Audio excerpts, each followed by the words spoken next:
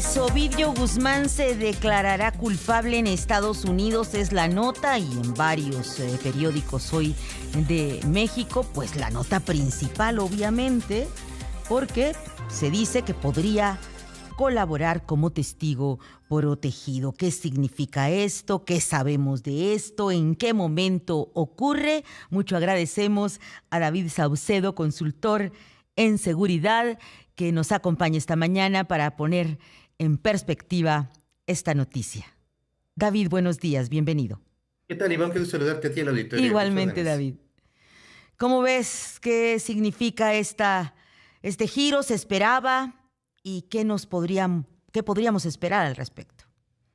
En efecto, a raíz del arribo a Estados Unidos de varios familiares de Ovidio Guzmán, se anticipaba que había ya un proceso de negociación por parte de este segmento, esta facción del cártel de Sinaloa, con el gobierno de los Estados Unidos, adherirse al programa de delación premiada, conocido como Programa de Protección de Testigos por parte de la DEA, para que proporcione información relevante acerca de los anillos de protección política, policial, militar, empresarial, que dan respaldo al cártel de Sinaloa en ambos lados de la frontera. A cambio, Ovidio Guzmán recibiría reducciones de sentencia, la exoneración de algunos delitos que se le imputan, que familiares de su primer círculo no sean llevados a juicio, procesados en los Estados Unidos, que pueda conservar parte de su fortuna, tendrá que entregar una parte importante de activos, empresas, bienes a el Departamento del Tesoro de los Estados Unidos, pero todo esto a cambio de su testimonio y de información que puede utilizarse en juicios que se den en contra de otros integrantes del cártel, como el Mayo Zambada. Es el camino que han seguido las autoridades en los Estados Unidos con los cárteles de la droga, una estrategia que consiste en pelear y negociar. Es decir, capturar a los narcotraficantes, llevarlos a juicio, a proceso en los Estados Unidos, sentenciarlos y después iniciar un largo, tortuoso proceso de negociación. La indignación en México es evidente. Ovidio Mm. Guzmán, en el episodio conocido popularmente como el Culiacanazo y en su Ujú. trayectoria criminal, asesinó a N número de personas en México. Fue un generador de violencia que provocó incluso que gobiernos estatales y municipales se desestabilizaran y que cegó la vida de muchas personas en México. De ahí que los norteamericanos lleguen con integrantes del cártel de Sinaloa a negociaciones cuando en México costó literalmente sangre, sudor y lágrimas aprenderlos. Por supuesto, entiendo perfectamente al gobierno mexicano en su indignación y molestia frente a este proceder de los norteamericanos. David Saucedo, consultor en seguridad, ¿qué tanto puede cantar, como decimos coloquialmente, Ovidio Guzmán, de lo que ha sido la estructura de su padre y de los nexos con el poder, con diferentes funcionarios, gobiernos de todos los signos? ¿Qué tanto conoce del negocio?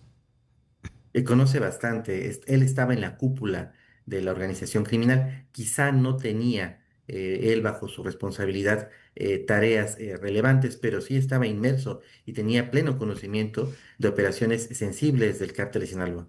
En su trayectoria, el cártel de Sinaloa, de hecho, es lo que ha venido haciendo desde hace tiempo, generar una serie de traiciones sistemáticas al interior de su propia organización para calmar a las autoridades cuando se proponen generar embestidas en contra del cártel de Sinaloa.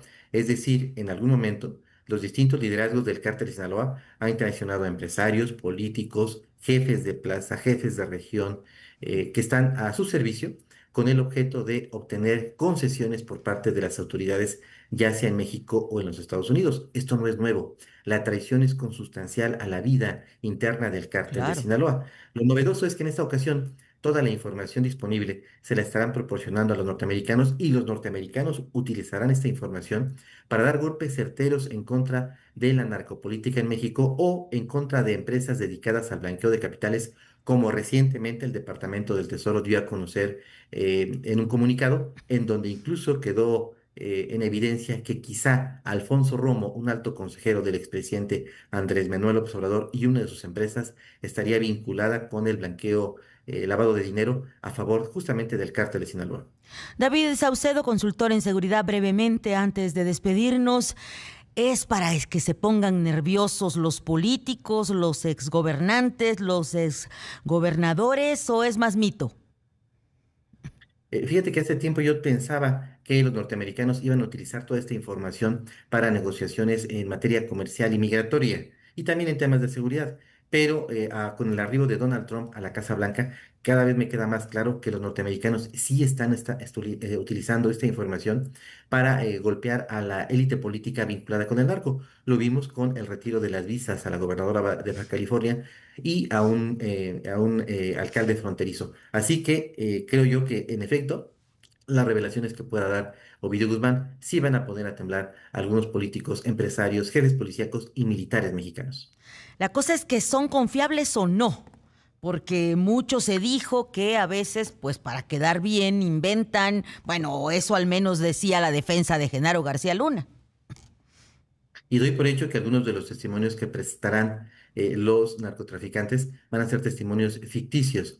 De ahí que será importante que este debate se dé de manera transparente y los norteamericanos aprueben, presenten no solo los dichos de los testigos de cargo, sino también pruebas de esos dichos, Exacto. a efecto de que se pueda llegar a una conclusión definitiva y que el Estado mexicano, en efecto, ponga en el banquillo a todos aquellos personajes vinculados con él, con el crimen organizado. El caso de Cienfuegos, del general Cienfuegos, es emblemático. Acusado en los Estados Unidos, pero después repatriado y exonerado de cualquier responsabilidad en México sin que hubiera un solo juicio en su contra.